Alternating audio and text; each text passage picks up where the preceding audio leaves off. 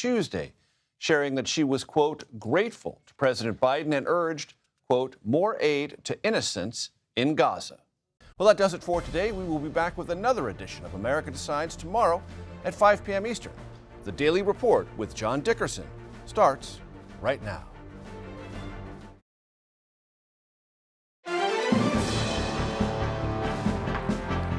Welcome to the Daily Report for May 22nd, 2024. I'm John Dickerson. We start with Israel's war with Hamas and the shifting diplomatic conditions around that conflict. It's all related to the question of a Palestinian state after the fighting has stopped. We'll also have a briefing from the region on stalled aid into Gaza. And as usual, the U.S. Secretary of State is in the middle of all these questions. We'll talk to our Margaret Brennan about a series of hot potatoes he's juggling. U.S. diplomats commit themselves to a set of beliefs about freedom and the rule of law, but what do America's enemies believe? Pulitzer Prize winner Anne Applebaum will join us to talk about the global propaganda war to discredit the West. In Uvalde, Texas, 2 years after the horrific shooting there, families reach an agreement with the city to improve the police and help the families forever shattered. Now to a potpourri. President Biden announced more student loan debt relief. A court filing illuminates a key moment in Donald Trump's classified documents case. And we'll have a look at the crackdown on pill presses, the at-home machines used to make counterfeit drugs. Plus, why are there so many tornadoes? David Parkinson will draw useful lines on the big map to explain it all. And you think your job is hard? What if your workplace had a death zone? We'll have the story of the Nepalese Sherpa who navigates the death zone with ease. The Daily Report starts in a moment.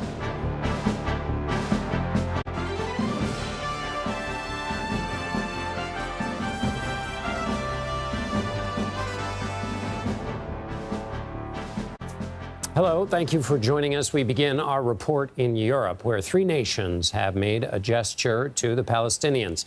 The leaders of Spain, Ireland, and Norway said they will recognize a Palestinian state, which they had not done before. The Wednesday announcements come 7.5 months after the start of the war in Gaza, and despite Israel's repeated objections.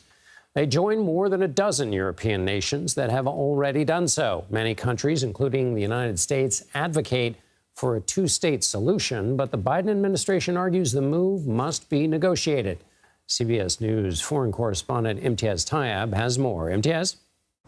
Well, this is an extraordinary move by the leaders of these 3 countries to formally recognize a Palestinian state. In a statement, they all collectively said that this was a time for peace and made it clear that they believe that peace and safety could only be achieved through the recognition of a Palestinian state and indeed the safety of future generations of Israelis and Palestinians. But, of course, as we've been hearing, Israeli Prime Minister Benjamin Netanyahu reacted with fury, saying that this was not the time to recognize a Palestinian state, saying that it was, quote, a reward for Hamas. In fact, we've heard from Israel's finance minister saying that he will also suspend tax transfer payments to the Palestinian Authority in the West Bank. The Palestinian Authority in the West Bank is already strapped for money, and this is certainly going to be a very punitive measure for them. But we have to be clear, between a potential arrest warrant for alleged war crimes that the ICC is pursuing for Prime Minister Netanyahu, the unilateral recognition of a Palestinian state by these European powers, and we've been hearing anguished pleas from hostage families to bring their loved ones home. The Israeli leadership, Prime Minister Netanyahu specifically, is under extraordinary pressure from all sides as he desperately tries to cling on to power. John. Imtiaz Tyab, thank you. And now we go to CBS News Chief Foreign Affairs Correspondent and Face the Nation moderator Margaret Brennan, who joins me. Margaret, help me understand what Norway, Ireland, and Spain are up to here, the role this plays in this question of a Palestinian state, and is this purely symbolic? Well, John, it's symbolic in that it doesn't have a practical implication on the ground for independence, but it is aspirational and shows that Israel's increasingly isolated. It's now like 140 of the 190 countries at the UN have recognized a Palestinian state. The United States says they want one, but as the result of a negotiated settlement with Israel to work out how this would actually take place. They also currently, the Biden administration, are trying to have a complete revitalization of the Palestinian Authority, which is the governing entity in the West Bank, so that it has younger, more capable, less corrupt officials running it. But this is also something that there are members of the war cabinet who are supportive of within Israel. You had the defense minister of Israel, Gallant, coming out and saying that this needs to be talked about. Who's going to run this place, Gaza, after Israeli troops leave? And that debate over whether Israel would actually try to take over control and hold it is something that far-right nationalist ministers of the Netanyahu government are pressing for. And that's why this is also so delicate. Adding to this discussion is the question of Saudi Arabia. On Capitol Hill, Secretary of State Antony Blinken spoke about efforts to normalize relations between Israel and Saudi Arabia. Here's some of what he said. In order for normalization to proceed, Saudi Arabia has made very clear that even with the agreements between us completed, they have to have two things. They have to have calm in Gaza, and they have to have a credible pathway to a Palestinian state. Whether a government in Israel in this moment is able to engage on that basis, I don't know. So there we hear it again, support for a Palestinian state. How do you read into, there were a lot of ums in Blinken's testimony. How do you read into the ums and the delicate dance the U.S. is trying to do here with the Saudis? Oh, that was very delicate, John. And I really would have loved a sharp follow-up question to the I don't know, because Antony Blinken was really trying to avoid taking on the complications within the Israeli political system right now when he was answering that, and also avoid saying that Prime Minister Netanyahu has been completely defiant of all requests to date that President Biden has been making of him, including on this, which President Biden has sought as this sort of crown achievement to deliver to Israel a security compact by normalizing relations with Saudi Arabia, the most influential and important Arab Muslim country in the world. That's the carrot that President Biden is dangling out there, saying, hey, if you want to cement your legacy as actually making Israel more secure, then perhaps do this and compromise on the Palestinian state element of this. But it is not at all clear that Prime Minister Netanyahu would make that calculation. And in fact, the Biden administration officials have increasingly been saying that they believe he is making calculations based on his own political survival and not necessarily the security of the state. And you heard a member of his war cabinet suggest as much as well, Benny Gantz gesturing to it. Let me switch to Ukraine before you have to go, Margaret. Last week, Blinken visited Kyiv to reiterate U.S. support for Ukraine. What for you is what is the key issue right now in that conflict that you're paying attention to? Well, John, the ambassador from Ukraine was on Face the Nation this weekend and said there's no such thing as fast enough when it comes to delivery of weapons. The reason that this moment is so sensitive is because of that delay and of 6 months or more in delivery. And Russia has really been able to exploit it in a significant way. At a time when Ukraine is even short on troops, they just rolled out a new draft, for example. So they need everything, on the weapons front, including air cover. They're asking for 2 Patriot systems. They're asking for other kind of support as well, including training of their troops, more of it. And where that takes place, who does it, all of that is still being worked out. And President Zelensky wants, at least based on his remarks to the New York Times, on Tuesday, he wants NATO to shoot down Russian missiles that have entered Ukrainian airspace. He says that's just defending us. That's not an aggressive act. How big of an ask, really, though, is that for Zelensky? Bigger than anything NATO has been willing to do to date. That New York Times interview, he laid out a number of prescriptive things that NATO has just not been willing to do, the Biden administration has not been willing to do. And he points out that the United States was willing to do that for Israel, for example. Israel's an ally of the United States. Ukraine is not a treaty ally of the United States, nor is it part of NATO. And the United States to date has really been trying to walk that line of not escalating. Using anything under the NATO brand is super sensitive because Vladimir Putin's trumped up version of events is that he's at war with NATO, and the U.S. doesn't want to give cover for any of that. And that applies as well to the training of troops, whether whether those are conducted by NATO or whether those are conducted by members of NATO is parsed here. Diplomats are okay with members of NATO doing training. They're a little more sensitive when anything under the NATO umbrella gets involved. Face the Nation's Margaret Brennan. Thank you so much, Margaret. Thanks, John. Friday will mark 2 years since a gunman killed 19 students and 2 teachers at an elementary school in Uvalde, Texas. Wednesday, the victims' families said they reached a settlement in their lawsuit against the city. It totals $2 million. The agreement also establishes an official day of remembrance on May 24th and new protocols for Uvalde officers, as law enforcement was criticized for waiting more than an hour to confront the shooter.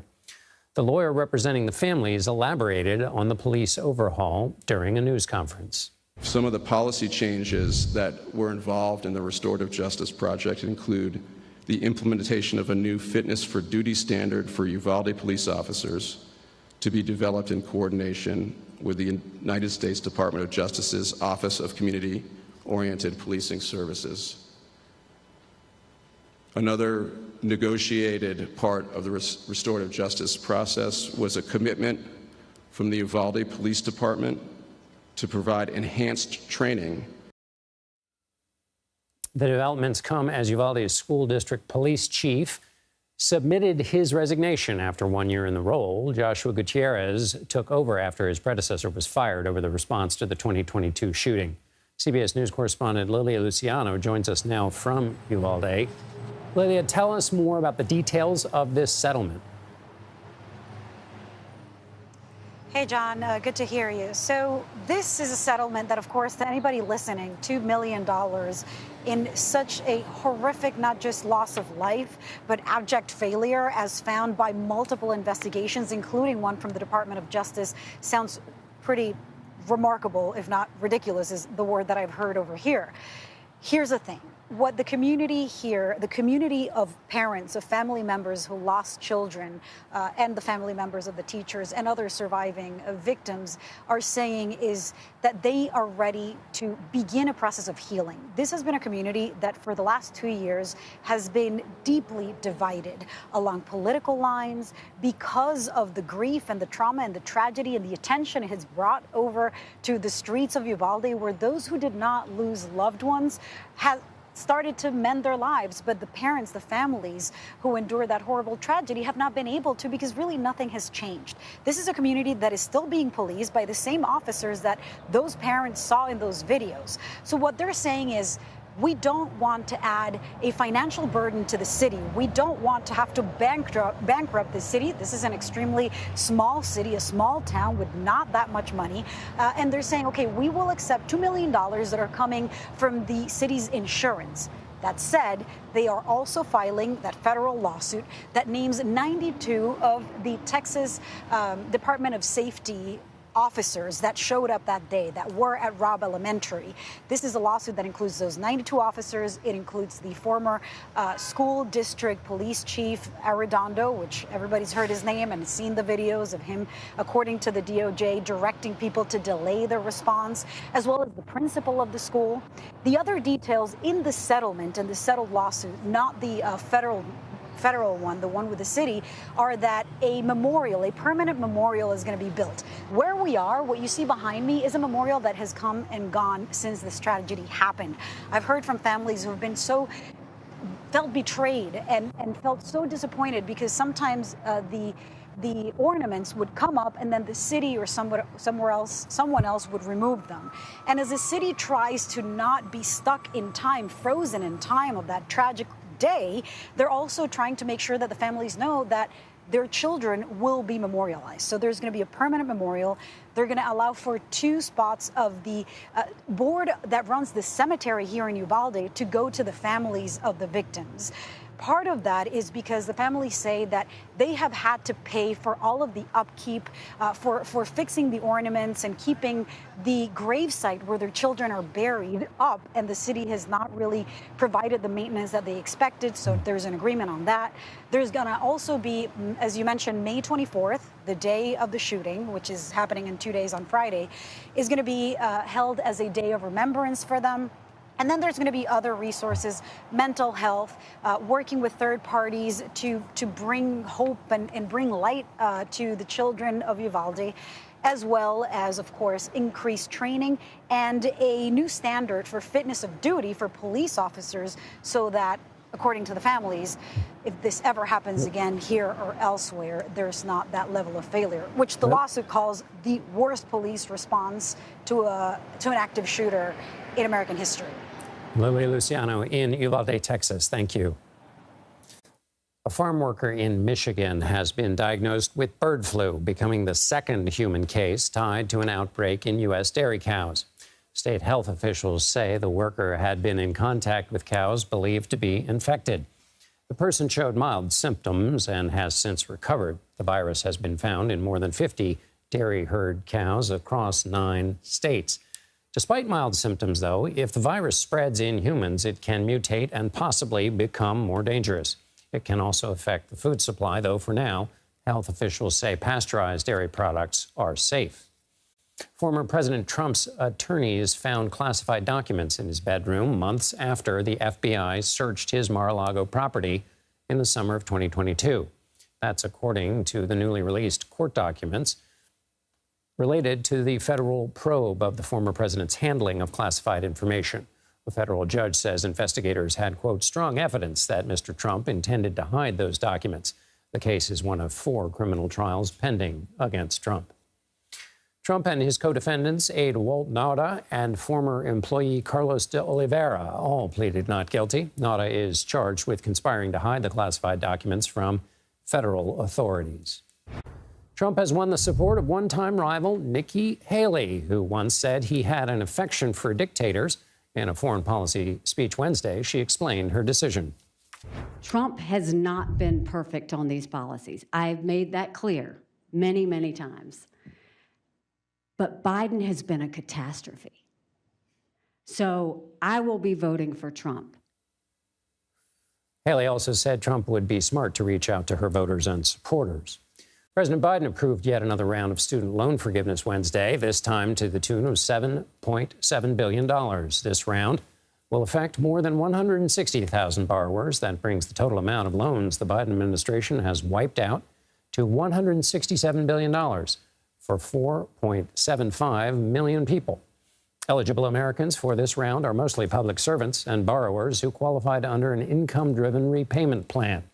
After the Supreme Court struck down the president's first attempt at broad loan forgiveness, Biden has been forgiving loans in pieces. The administration is hoping to eventually use the nearly 6-decade-old Higher Education Act for wide debt cancellation. In a major milestone for Biden, the Senate confirmed the 200th judge of his presidency Wednesday. Magistrate Judge Angela Martinez was approved to become a federal judge in Arizona. As many Americans have learned, the influence of a judge can outweigh that of a lawmaker. During Trump's presidency, 234 judges were confirmed. Also on Biden's checklist for the day, welcoming Kenyan President William Ruto to the White House for a 3-day visit. The U.S. is designating Kenya as a major non-NATO ally. The East African nation is preparing to deploy forces to Haiti to help address the security crisis there in a UN-led effort. Biden and Ruto plan to hold formal talks and a joint news conference Thursday before the state dinner. The DEA has identified a new way to target fentanyl that involves the way illegal pills are made, how the agency is disrupting the drug supply chain. Plus, a small town in Iowa is dealing with the aftermath of a devastating bout of tornadoes. Our David Parkinson will explain for us why these severe storms are hitting the U.S. harder and more often. You're streaming the Daily Report.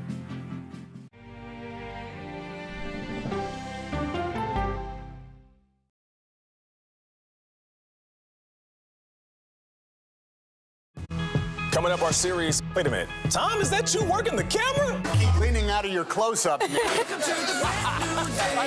Your morning routine just got better. CBS Mornings, weekdays at 7.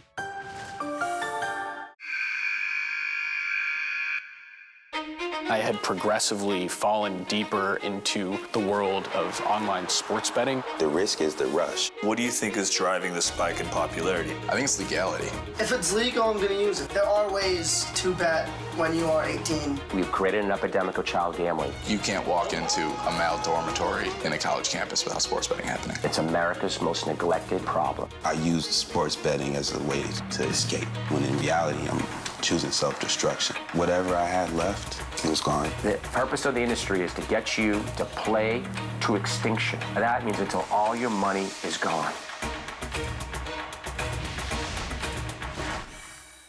Go to the ends of the earth. Reach for the stars. Yeah, I just took off. That kind of thing. Oh, that's pretty good. Because there's always something new under the sun on CBS Sunday morning. An original documentary from CBS Reports. That desired farm is a wonderful place to raise children, and it still is. Promises broken. Black Americans have been the target of racism and discrimination pretty much from the time they acquired ownership in the land. Costing black farmers hundreds of billions in generational wealth. They did everything to make sure we were run off that land. But communities are uniting to continue the fight. Collective ownership is powerful. To keep their land and their dreams alive. To watch my children play on land that we own means everything. So land is power. Most definitely. 40 Acres and a Mule, now streaming on the free CBS News app. People with developmental disabilities were once sequestered by the hundreds of thousands in institutions. Many of our fellow citizens are suffering tremendously because lack of attention, lack of imagination, lack of adequate manpower. Disability activists have since torn down barriers blocking them from living at home or in the community. We conclude that Title II of the ADA requires states to provide community-based treatment for persons with mental disabilities. But of the 16,000 people who remain in state-operated institutions, half are in 5 states, and Illinois is one of them. I don't want to live in the institution. It makes me feel discriminated against. Do you think there are people living in institutions in Illinois that don't need to be living there? Yeah, because they're proving it as soon as they get out.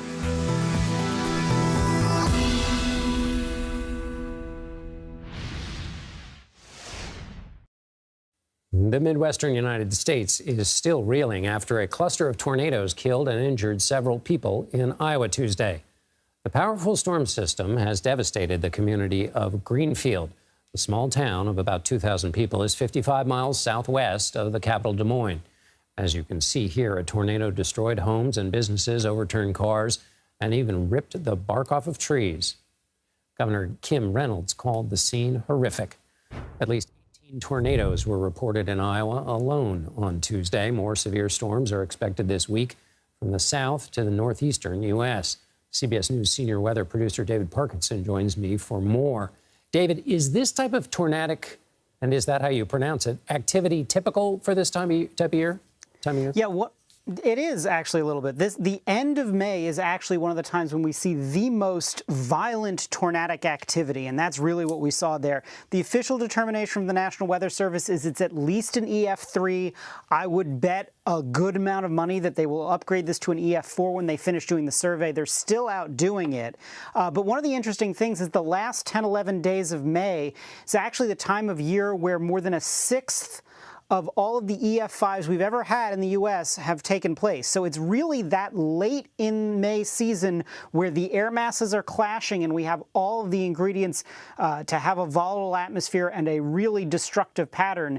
And that's some of what we saw in Greenfield. I don't think it was an EF5, but we certainly saw winds that when you take a look at the damage, the cinder block buildings, the really well-built construction that was just flattened, that to me says EF3, EF4 winds, closing in on 200 miles an hour probably. So this is typical, even though the National Oceanic and Atmospheric Administration says there have been more than 300 reports of tornadoes so far this year. Is that atypical, that number so far in this year?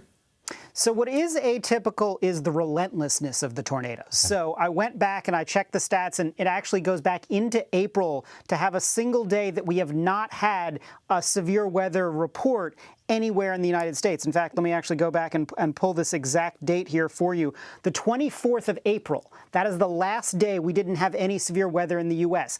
That's very unusual. Usually we'll have a day or two break, but the atmosphere has just been charged up, and it's been all over the country. It's been in the Northeast, it's been in the South, it's been in the plains, and so that also is unique because usually this time of year it's the plains that get absolutely targeted, but we've seen these storms roll all the way across, and that has been something that's been unique. The other thing that we have seen, which is interesting, John, is if you take a look at the trend line over the past several years, we have seen more severe weather, but that is not to say, that's over the past 10 years, 2019 still the high water mark.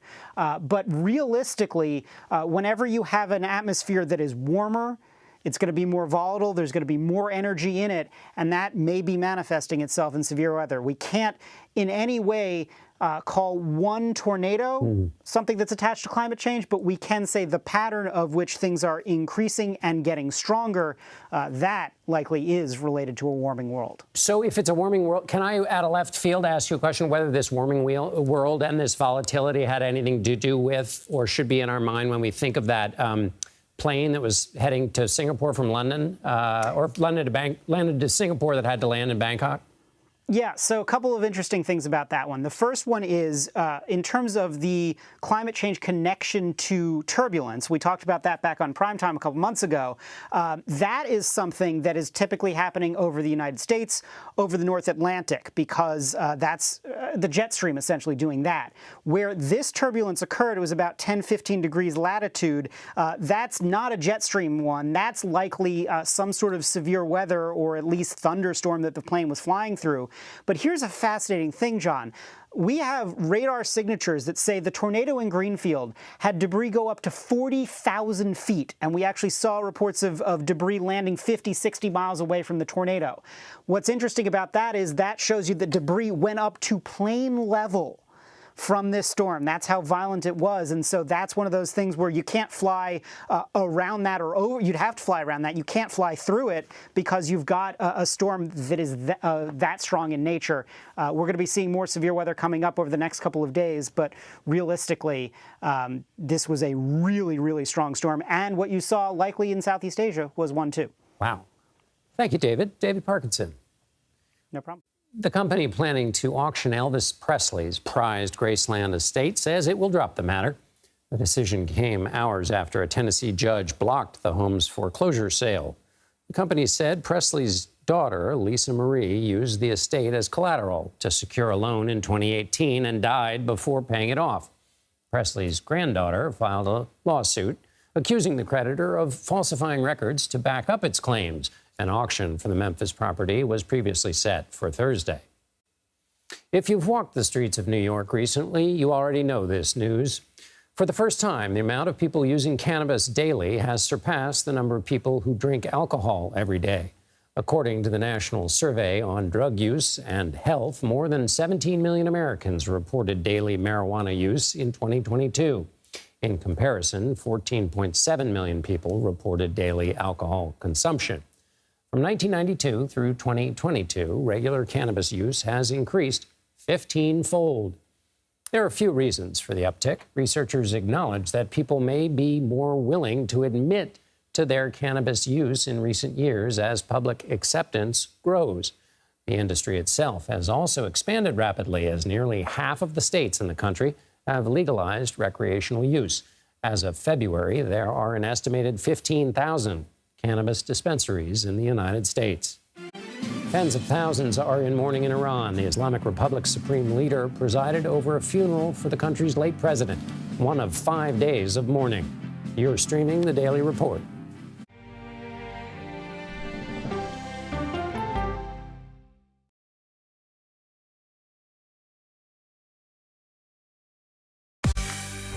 On our places, bright, shiny faces. When you wake up in the morning, we want to be your go-to team. Nate has one of the quickest minds I've ever seen. Tony has a way of making people feel comfortable. Gail has this unbelievable knack to ask the question that you're asking at home. I've been told I could talk to a tree, and that's pretty much true. I don't go to work in the morning. I go for coffee with my two good friends, and we talk about the world. Your morning routine just got better. CBS Mornings, weekdays at 7.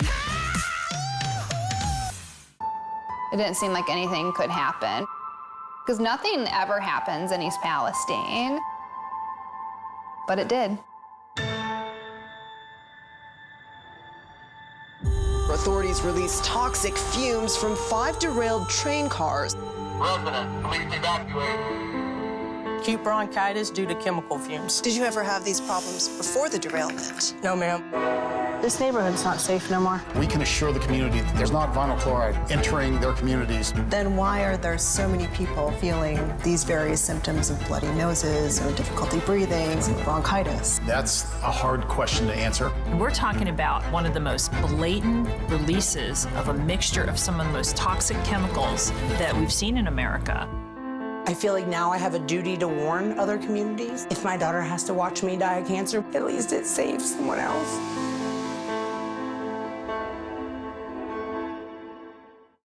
This case. It's like a screenplay, something straight out of Hollywood.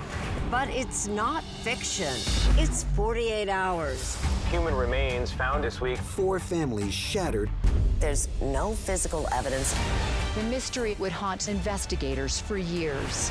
There's some questions that have to be asked and need to be answered. Like a John Grisham novel. A gripping true crime original. 48 hours. Now streaming on the free CBS News app. Stories that inform. You can be really old at 60, and you can be really young at 85. Inspire. How do we unlock the power within ourselves to be who we want to be? And brighten your day. The best part of fame is making people feel good. Always send the people home happy. Make every day a little more like Sunday morning. Here comes the sun. Stream now on the free CBS News app.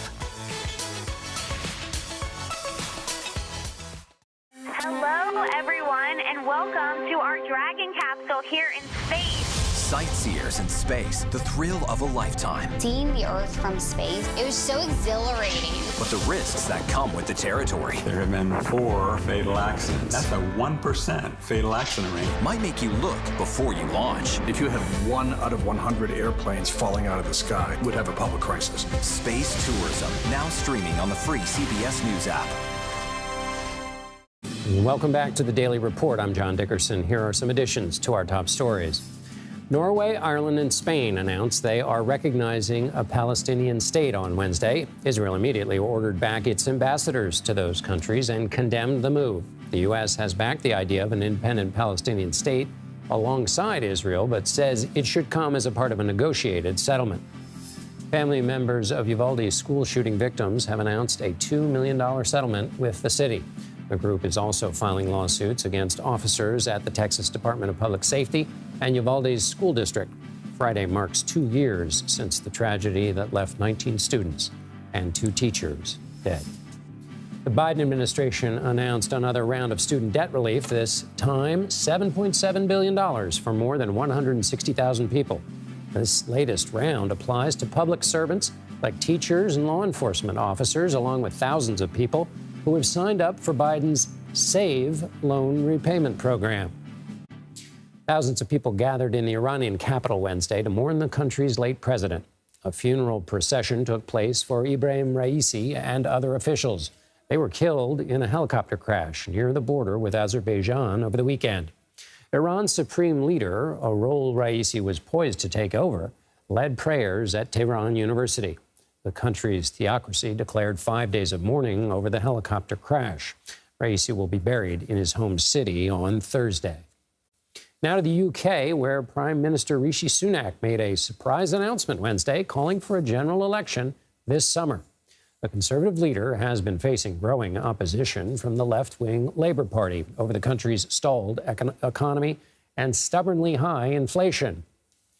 Despite this, UK officials report Wednesday April's inflation rate dropped to its lowest point in nearly 3 years. Prime Minister Sunak used the good news to encourage voters to keep his Conservative Party in power. These uncertain times call for a clear plan and bold action to chart a course to a secure future. You must choose in this election who has that plan, who is prepared to take the bold action necessary to secure a better future for our country and our children. King Charles has granted Sunak permission to dissolve Parliament on May 30th. That's the way they do things over there. The general election will be held July 4th.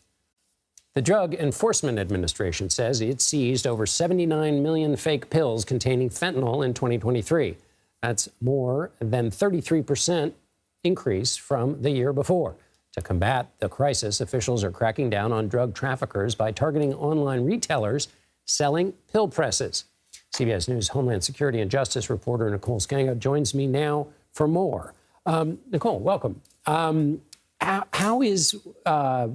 are federal officials trying to disrupt this supply chain? Yeah, absolutely. And John, we saw one of those seized pill presses earlier this year. It was capable of producing more than 6,000 fentanyl pills in 1 hour. Now, when we talk about the supply chain of illegal fentanyl, I want you to picture a global assembly line. And it starts with the building blocks of fentanyl. Those are called chemical precursors, the majority of which are manufactured in China. Right. Makes its way through Mexico, where most of that fentanyl is produced into powder. Some of it is pressed into pills and into the United States, where it's sold in the streets and online. Recently, we've seen a shakeup in how law enforcement has approached that supply chain from the middle to the outer edges. That looks like more interaction with Chinese diplomats on the subject of precursors. It also looks like cracking down on some of these operations we've seen emerge in basements, in hotels across the country, of gangs tied to the Mexican cartel pressing pills here in the U.S. So when we're talking about pressing pills, we're literally talking about basically two things that come together, smash and create a pill. Is the idea just to create a pill, sell it on the street, or to create a pill that looks like what you might get at, the pharmacy?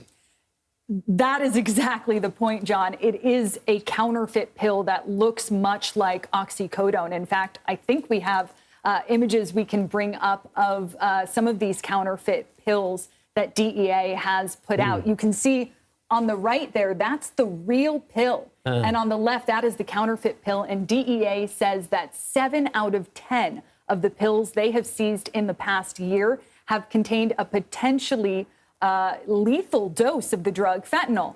And, something we can get at is that you might be surprised to learn more and more of these pill presses are being purchased online.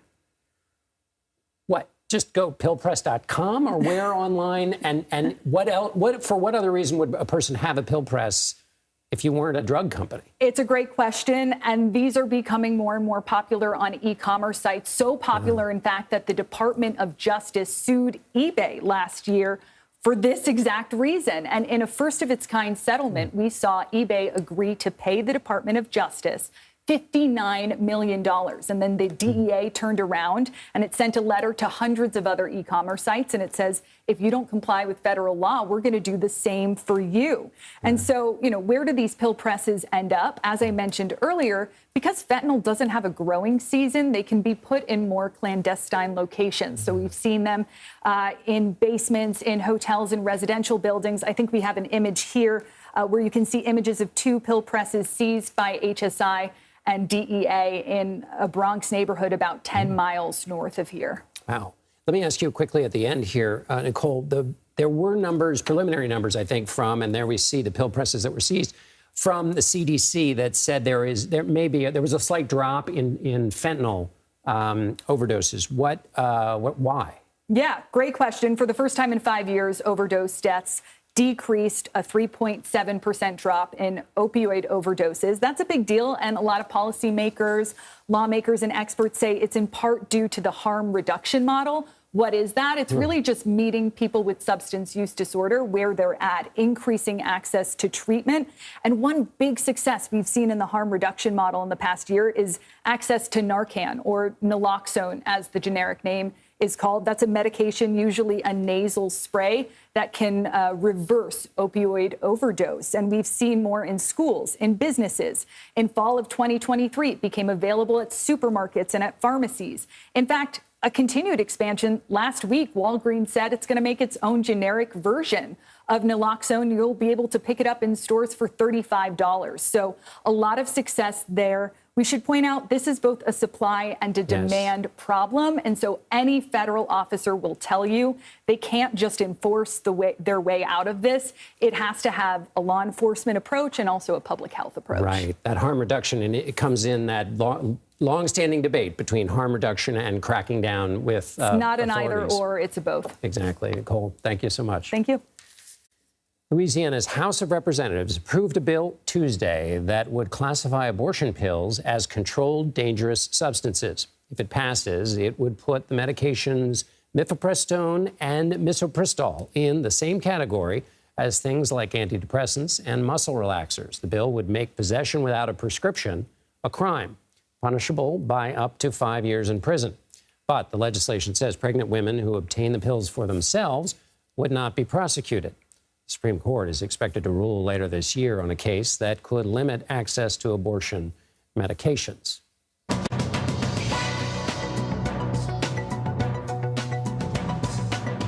The Federal Reserve this week released its analysis of economic well-being of U.S. households for last year, which looks at the financial situations of American adults and their families.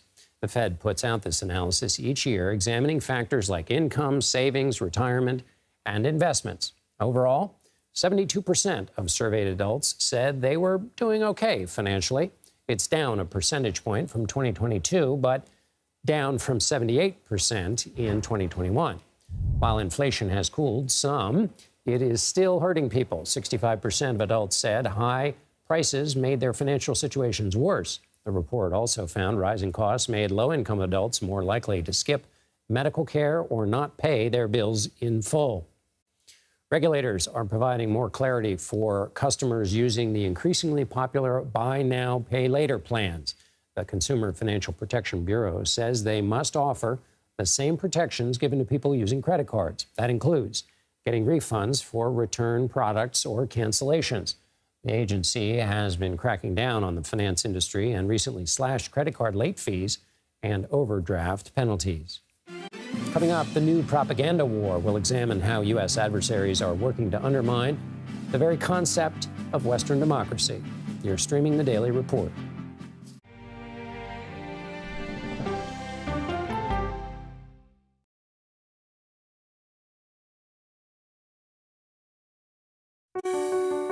Washington is the seat of power. National security, foreign policy, global economics, every story comes through Washington in some way.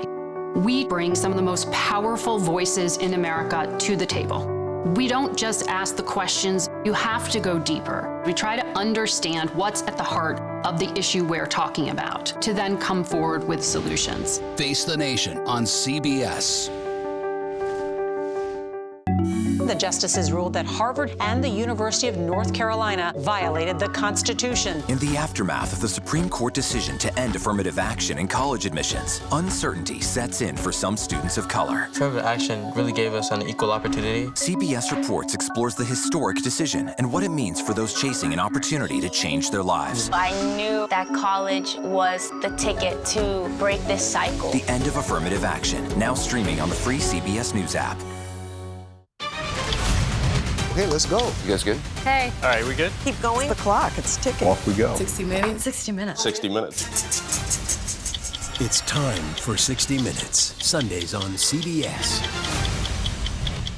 An original documentary from CBS Reports. AI is among the most world-changing technologies ever. Curing diseases, scientific breakthroughs, making lives better. They can help us with medical discoveries, scientific discoveries, doing better agriculture, having cures for things like Alzheimer's. It's also going to really transform the way we work. The uplifting potential of artificial intelligence is limitless. It gives you a friend, somebody to chat with 24/7 that is non-judgmental. He makes me feel loved and desired. And so are its downfalls. The problem with all this AI is that it's unpredictable and uncontrollable. The choices we make now will have lasting effects for decades, maybe even centuries. The ChatGPT revolution, now streaming on the free CBS News app. We are about to see American weapons in the hands of Mexican cartels. A gun pipeline to Mexico. We are arming the cartels. 100%, no doubt about it. Happening right under our noses. Who's doing something about this? Nobody. A CBS Reports exclusive. Most Americans have no idea that we are effectively arming the enemy next door. This is the story the American people need to know. Arming cartels. Now streaming on the free CBS News app. America Decides, taking you inside American democracy. The most important stories on a day-to-day, hour-to-hour basis. You're going to hear a lot of reporting. It is clearly a pivotal moment. Gun control, the economy, education. Both sides of the political aisle fight it out for power. Bringing you the analysis that you need. Thoughtfully, with context. Be part of the conversation. On CBS News Streaming. Welcome to America Decides, Monday through Thursday at 5 p.m. Eastern. China's and Russia's presidents, Xi Jinping and Vladimir Putin, stood side by side last week, declaring the strength of their partnership while condemning what they called a destructive and hostile United States. The world leaders took aim at the U.S.'s military ties. Xi and Putin called the U.S. a security threat that still thinks about the world in terms of the Cold War. They twisted the purpose of an alliance like NATO, created to protect Western democracy, into a powerful aggressor controlled by one nation. An anti-Western democratic agenda is a key part of China and Russia's disinformation battle with the United States. In a new article in The Atlantic, Ann Applebaum writes about the formula that modern autocrats sell to their citizens and to foreigners, all with the aim of destroying what they call American hegemony. And Ann joins me now for more. Ann, you've written about this for years, the way in which autocrats make common cause in a kind of autocrats club. What is the larger agenda? Is there a collusion, or do they just have common purpose? So it's important to understand that these are countries that don't necessarily have anything in common ideologically. So Russia, China, Iran, nationalist, communist, theocratic, they don't have a common positive agenda, but they do have a common negative agenda. And that is that they want to push back against the democracy activists inside their own country, who are often the most important challenge to their own power, and to the sources of the democracy language that they hear coming from around the world, whether it's the United States or Europe or democracies in Asia and elsewhere. So, their common cause is that they oppose us. And they see us as a threat to their form of personal power, to the financial regimes that they've established in their countries, and to the stability of their own relationships. And so this is where would you, or how would you define this relative to what people might recognize in their history books as the Cold War fight between capitalism and communism, which was also a question of values and an ideological struggle that also played obviously out in economic and military forms. How would this be compared to that?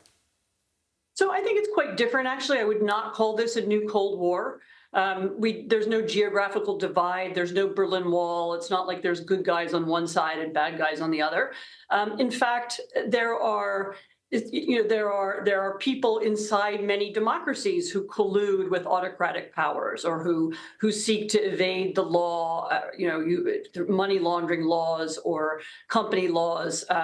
There are, and at the same time, there are democratic activists inside the autocratic world as well. There are also a lot of countries in between who are sometimes interested in being on one side and sometimes on the other. So it's not like there's a black and white line. Instead, there is a kind of conflict of ideas, but the conflict and the battle takes place inside most countries. It's not merely between one group on one side and one group on the other side. Help us understand the different tactics of propaganda used in this by these U.S. adversaries.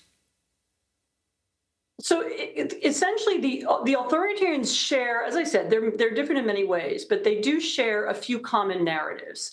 In essence, they want to portray their political systems as stable, calm, powerful, and they want to portray our system as divided, chaotic, degenerate, declining. And they do this in various ways. They do it the Russians do it by speaking about traditional values, which most Russians, of course, aren't that interested in, but they use it as a way of showing, we have traditional values. We don't believe in gay marriage.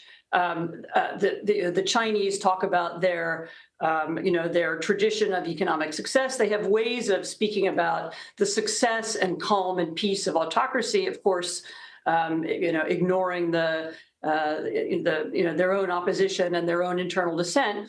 And as I said, but most of their effort is focused on undermining our system. And that's, of course, the piece of their narrative that has been so easily picked up by people inside our system, inside the United States, inside European countries, because the narrative of division, chaos, decline, and degeneracy is one that also appeals to some people in the United States or some people in European countries. And they also see our system as declining, and they respond well to the autocratic attempts to amplify those kinds of narratives. And that's really where you see their success. So when Russia messages into the United States, it's not that Russia is creating necessarily something new. They're amplifying the people who are saying more or less the same thing in our country. And briefly at the end, and on that very point, in the old days, what would have happened if that kind of message had come into the United States about the simplicity of order and strength? Is it not just an affection for these ideas finding root in the United States, but is there a lack of pushback or a lack of what previously would have been a force to work against these ideas? Well, we don't really have a strategy to deal with it. We don't have a way of talking about it. There isn't a U.S. government counter-narrative as there would have been in the Cold War era. And not everybody in the United States is convinced that we need to push back against these ideas. There are advocates of them who agree with them or who want to see them spread and multiplied. So I also don't think that we have, as a country, yet an awareness of this network, how it operates, both in the area of propaganda and in the area of kleptocracy, and also in the area of foreign policy and diplomacy. And we haven't really got a strategy yet to confront it, to unify our own alliances, and to push back. Ann Applebaum, staff writer for The Atlantic. Thanks so much, Ann. Thank you. Less than a week after Russia and China's leaders met, the UK's defense minister is accusing China of working to give Russia lethal aid to use in its war in Ukraine. The British official said U.S. and UK intelligence has evidence Beijing is either preparing to or has already started sending weapons to Moscow. He did not say what the evidence was. The U.S. has previously warned of that possibility that China would send military aid to Russia, but U.S. National Security Advisor Jake Sullivan said Wednesday, quote, "We have not seen that to date." Still to come, they don't call him the Everest man for nothing. No one has reached the top of the world more times than Sherpa Kamirita. What the renowned Sherpa did this month that makes him a cut above the rest. You're streaming The Daily Report.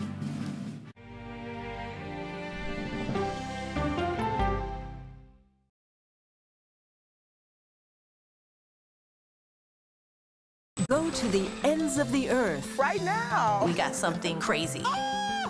And reach for the stars. Here we are. Time. Yes, it's my comeback. Hey, this is pretty fun. But wait, there's more. Experience thought-provoking. Welcome to the idea of being a human being. Innovative and truly original reporting. Look through a telescope and go, wow. Because there's always something new under the sun on CBS Sunday morning. At this moment, terrorists could be plotting another attack. 9/11 triggered a counter-terrorist system that included a secret database. This person needs a closer look. A growing list of nearly 2 million people, including some Americans who say they're innocent. For 1 hour flight, I have to spend 6 hours to go and come back. CBS Reports explores the system, the people responsible for it, and those pushing for change. I'm not fighting against them. I'm fighting for them to do the right thing. The Watch List, now streaming on the free CBS News app. Don't miss true crime anytime you want, anywhere you go. With the 48 Hours podcast. Real crimes, real lives, real justice. There's some questions that have to be asked and need to be answered. Listen to 48 Hours on Apple Podcasts. An original documentary from CBS Reports. Imagine yourself in Manhattan with no police, no army, no mayor. The people of Haiti stare down poverty, corruption, natural disasters, and violence. 90% of the guns that are used by gangs in Haiti are American guns. But with an unbreakable spirit and eternal optimism. There are days where I cry, but we can't be discouraged. We still believe in Haiti. They're still able to look ahead with hope. Haiti is on the brink of transformation, a radical shift. Haitians are coming together and saying things must change. Fighting for Haiti, now streaming on the free CBS News app. Hey there, welcome to The Uplift. I thought she was a groom, and I stepped back and I went, oh, you're the queen. She's gonna be with me every instant that I'm alive. I just wanted to see if you'd go to Disneyland with me today. I look over at him and he's smiling. I'm gonna remember that the rest of my life. They told us when he was going to be born, he was only going to live for 30 minutes. It's really a miracle that he's with us today. The Uplift. Stream now on the free CBS News app. When you wake up in the morning, we want to be your go-to team. On our places, bright, shiny faces. I don't go to work in the morning. I go for coffee with my two good friends, and we talk about the world. Your morning routine just got better. CBS Mornings. A CBS News investigation. People looking for love, finding their life savings gone. This could happen to anybody. And sometimes losing their lives. Anything for love. Now streaming on the free CBS News app. It's time to celebrate. Oh, dear. Fleet Week is underway in New York City. On Wednesday, nearly a dozen vessels participated in the parade of ships along the Hudson River. The voyage begins just past the Statue of Liberty and Battery Park and stops at the George Washington Bridge. The annual Fleet Week gives people the chance to meet U.S. service members and get a glimpse at the latest military technology. U.S. ships have been visiting New York City to celebrate those in service since the end of the Spanish-American War in 1898. 10 days ago, Kami Rita Sherpa set the record for the most climbs to the top of Mount Everest. Today, he broke his own record. Did it again. The son of one of the first Sherpa guides to summit Everest in the 1950s, the 54-year-old first did it himself in 1994. Now he's done it 30 times. To get to the 29,000-foot peak, which is no bigger than 2 ping-pong tables, climbers must clear the death zone, where low oxygen levels and exhaustion can prove fatal. According to recent interviews, Kami Rita Sherpa plans to keep cheating the death zone as long as his body allows, though he hopes his children choose less dangerous career paths. Here's a look at some of the stories we're covering in our next hour. Deadly storms swept through the Midwest, and more severe weather is in store across the country. We'll have the latest. Plus, families of Uvalde school shooting victims settle with the city and take legal action against law enforcement, what they are accusing nearly 100 officers of. And 3 European countries move to recognize a Palestinian state. Why the symbolic move could have some effect on the Israel-Hamas war. You're streaming CBS News 24/7.